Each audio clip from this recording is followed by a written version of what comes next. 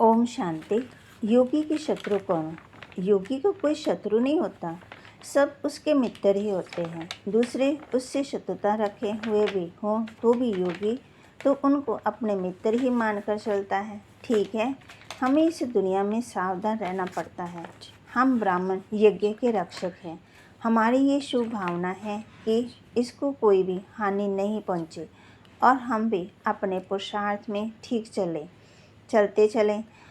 इस संसार में बहुत मुश्किल है। लोग धोखा भी देते हैं। सब तरह के लोग हैं, उनमें से हम सावधान तो रहते हैं, परंतु हमारे मन में उनके प्रति कोई शत्रुता का भाव कोई भी गलत भाव हमारा योगी जीवन चलता सकता है। परंतु ये तो शत्रु शब्द की साधारण सी व्याख्या है। शत्रु हम उसको कहते हैं जो हमें हानि पहुंचाते हैं, परंतु हम कहते हैं चाहे वह ईर्ष्या देश के वश हो, चाहे बदले की भावना लिए हो, शत्रु अर्थात नुकसान पहुंचाने वाला, तो हम किसी की को ये मानकर ना चलें कि ये हमारा शत्रु है। योगी को कोई शत्रु नहीं होता। परमात्मा ने हम बच्चों को यही कहा है कि साधारण भाषा में योग का अर्थ है याद, स्मृति। जैसी हमारी स्मृति होगी वैसी हमारी दृष्टि, वृत्ति, कृति सब कुछ होगा।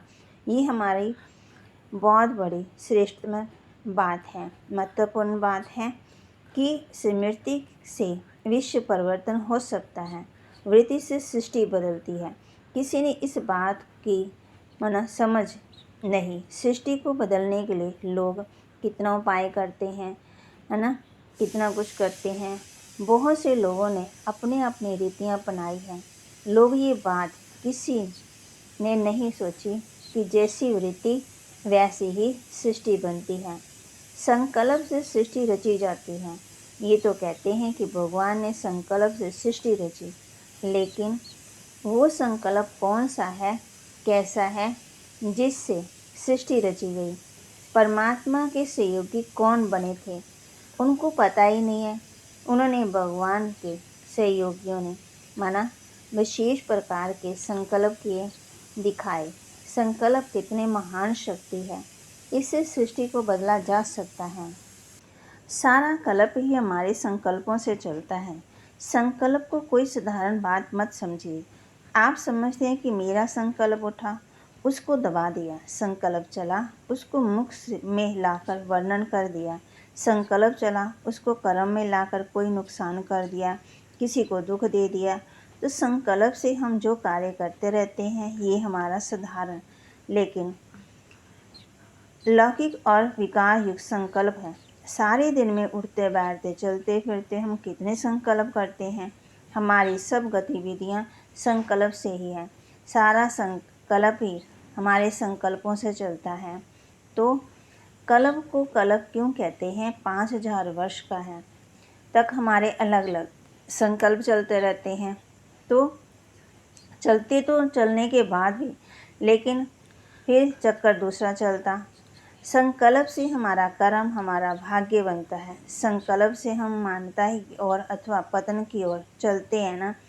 चाहे महान बन जाए, चाहे आप गिर जाओ, ये हमारे संकल्पों पर है। ये सीढ़ी उतरना और चढ़ना संकल्पों से ही है। तो क्या हम संकल्प को इतना महत्व देते हैं या उसको ऐसे ही खर्च कर देते हैं? हम लोग भी ऐसा ही तो नहीं करते। एक व्यक्ति धनवान घराने में था। उसको अपने पिता से बहुत संपत्ति मिली थी। उस संपत्ति के नशे में वो सिगरेट पीता था। उस सिगरेट पर 10 रुपये का नोट लपेट कर पीता था। सिर्फ सिगरेट नहीं, उस पर 10 रुपये का नोट भी खर्च करता, तब वो सिगरेट पीता था। जो उसके पास बैठे होते थे देखकर हैरान होते थे कि दुनिया गरीब है। भारत में लोगों को खाने के लिए नहीं है, गरीबी से मर रहे हैं और ये सिगरेट पर 10 रुपये का नोट लपेट कर पीता है। वो व्यक्ति इसमें अपनी शान समझता था कि पैसे की क्या बात है, हमारे पास तो बहुत धन है। हम लोग भी उल्टे नशे में, देवाभिमान के नशे में, जो संकल्प रूपी धन है, अनमोल धन है, उसको व्यर्थ तो नहीं गवा रहे हैं। उस धन से हम कहाँ पहुँच सकते हैं? आप सोचिए तो सही। कितनी महान हमारी स्थिति हो सकती है। जैसे वो सिगरेट के ऊपर 10 रुपए का नोट लपेट कर पीता था, वैसे ही हमारा हाल है। हम संकल्पों को गवाते हैं, संकल्प के महत्व को नहीं जानते, वृत्ति के महत्व को नहीं जानते। हमारी वृत्तियाँ बदलती रहती हैं, कभी अशुद्ध, कभी शुद्ध, कभी देवाभिमान, है ना, आत्म अभिमान जनित, कभी योग युक्त, कभी योग भ्रष्ट हमारी वृत्तियाँ रहती हैं। अगर कोई 5 कदम आगे बढ़े और 10 कदम लौट आए तो उसकी गति हुई या मना आगे बढ़ा या पीछे हटा। आप कहेंगे क्या? 5, 10 और वापस लौटा 10 कदम, तो आगे क्या बढ़ा ना, मैंने जितना योग कर लिया फिर वापस आ गए। ऐसे ही हमने ट्रैफिक कंट्रोल के समय, योग के समय कुछ अच्छे संकल्प किए, हमारी वृत्ति अच्छी रही, और बाकी समय हमारी वृत्ति खराब रही, तो हम वापस लौट आए ना। जितना फासला हमने योग के द्वारा तय किया था उसमें भी कोई गुना ज़्यादा व्यर्थ में चला गया। समय तो हमारा सारा काम के लिए लगता है, योग में तो कम समय लगाते हैं, उसमें थोड़ा सा ही चल पाए। कुछ समय मन को स्थिर करने में लगाया, और जब वो स्थिर होकर ठीक होने लगा तब तक योग का समय समाप्त हो गया। उसके बाद दिन भर दूसरे के अवगुण नोट करते रह गए।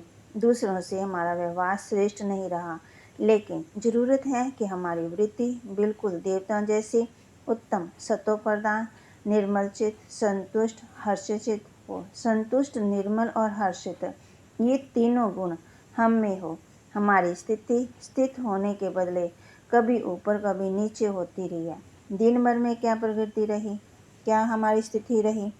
मन संतुष्ट नहीं होगा तो हर्षित कैसे रहेंगे? अगर संतुष्ट नहीं, हर्षित नहीं, तो उस व्यक्ति में प्रेम भी कैसे होगा? अगर ये हम उसमें नहीं होंगे तो उसकी सत्वप्रधान वृत्ति कैसे होगी? अगर सबकी वृत्ति ऐसी ही होगी तो सतयुग आएगा कैसे? हम मनुष्य से देवता बनने कैसे?